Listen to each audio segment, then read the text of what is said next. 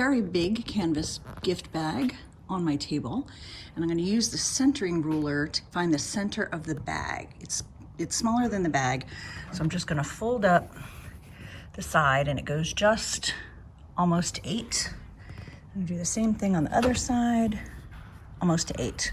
So that is centered. Then I'm going to look at the design.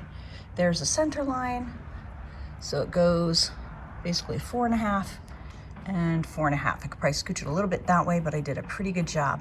Then I'm going to line up to make sure it's straight along that ruler line.